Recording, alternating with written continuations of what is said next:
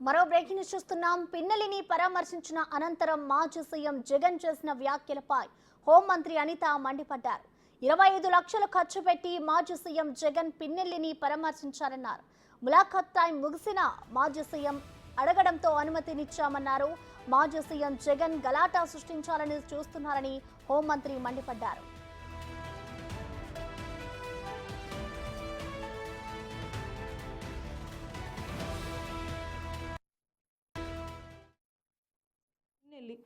ఆయన మీద ఒక హత్యాయత్నం, ఈవీఎం బాక్సులు బదలుగొట్టారన్న ఒకటి, ఇవన్నీ కూడా రికార్డెడ్గా దొరికినాయి. రికార్డెడ్గా దొరికిన తర్వాత అరెస్ట్ ప్రక్రియ అనేది ఎలా జరిగిందో మనందరికీ కూడా తెలుసు. ఆయనని తీసుకెళ్ళి ఆయన పరామర్శించడానికి జగన్మోహన్ రెడ్డి అనే వ్యక్తి, ఒక మాజీ సీఎం, ఫస్ట్ తీసుకున్న ప్రోగ్రామ్ కూడా ఏంటంటే ఒక ఖైదీని వెళ్ళి కలవటానికైనా ప్రోగ్రామ్ తీసుకున్నారు. అది అతని ఇష్టం. అది కూడా ఏంటి, ఒక 25 లక్షల రూపాయలు ఖర్చు పెట్టుకొని అక్కడికి వెళ్ళి ఒక హెలికాప్టర్లో వెళ్ళారు. ఒక డబ్బున్నవాడు వెళ్ళాడు, తీసుకొని పెట్టుకున్నాడు. నేను ఇక్కడ ఏమంటానంటే, యాక్చువల్గా పిన్నెల్లి గారికి ఉన్న ములాఖాతులు టైం అయిపోయింది. ఓకే, అయిపోయింది కాబట్టి అయినా కూడా హ్యుమానిటీ గ్రౌండ్స్లో ఒక ఎక్స్ సీఎం రిక్వెస్ట్ చేస్తే పర్మిషన్ ఇచ్చాం. అవునా కదా? ఇంతకుముందు చంద్రబాబు నాయుడు గారిని అక్రమంగా జైల్లో పెట్టినప్పుడు కుటుంబ సభ్యులకి 3వ ములాఖాత్ ఇవ్వాలంటే ఇచ్చేవారు కాదు. కానీ ఈరోజు మేము ఏం చేసాము, అతని రిక్వెస్ట్ అంటే అతనికి పర్మిషన్ లేదన్న సంగతి కూడా తెలుసుకున్న తర్వాత కూడా అతను రెడీ అయ్యారంటే అక్కడ గలాటా సృష్టించడానిక? మేము యాజ్ పర్ రూల్కి పైకి వచ్చి హ్యుమానిటీ బేసిస్ మీద ఇచ్చాం. కోర్స్ ఈరోజు మేము చాలామంది చెప్తున్నారు దండోపదండాలకు వెళ్తున్నారు, అలాగే వెళ్తున్నారు, ఇలాగ వెళ్తున్నారని.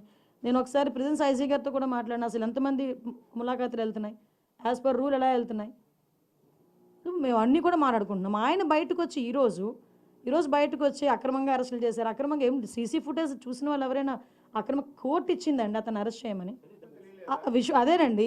పాత గవర్నమెంట్ పెట్టనివ్వలేదు, కొత్త గవర్నమెంట్ వచ్చిన తర్వాత పెట్టారు.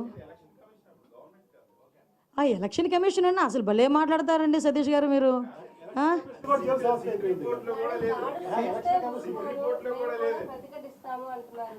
దాడులు ఎవరు చేశారు ఈ రోజుకి నాకు చెప్పండి. దాడులు ఎవరు చేశారు? దాడులు చేసినట్టు ఎక్కడైనా రికార్డెడ్గా ఉన్నాయా? ఎవరైనా కంప్లైంట్ ఇచ్చారా? ఏదైనా రూల్ ప్రకారం చేస్తున్నాము. రూల్ ప్రకారం చేసేటప్పుడు దాన్ని కూడా దాడుల కింద మాట్లాడుకోవాలనుకుంటే మరి గత 5 సంవత్సరాలు చేసింది ఏమనుకోవాలి మేము? గత 5 సంవత్సరాలు చేసింది ఏమనుకోవాలమ్మా? స్టార్ట్ అయిన దగ్గర నుంచి మొదలు పెట్టారు కదా, ప్రజావేదిక కూల్చిన దగ్గర నుంచి మొదలు పెట్టారు కదా. మాలాంటి వాళ్ళందరి మీద కూడా నా మీద ఒక 23 కేసులు, ఈవిడి మీద ఒక 7 కేసులు. ఏంటవన్నీ? మేము కక్ష తీర్చుకోవాలని మేమే మాట్లాడలేదు కదా. కక్ష తీర్చుకోవాలనుకుంటే వేరేగా ఉండేది. కానీ ఈ రోజుకి కూడా మేము పబ్లిక్ చెప్తున్నాం, చూపిస్తున్నాం, ఇది ఇలా జరుగుతుంది అని చూపిస్తున్నాం. దానికి ప్రతీకార దాడులు ఎక్కడ జరిగినాయండి? ప్రతీకార దాడులు అంటే రెచ్చగొడుతున్నారా ఈరోజు వచ్చి?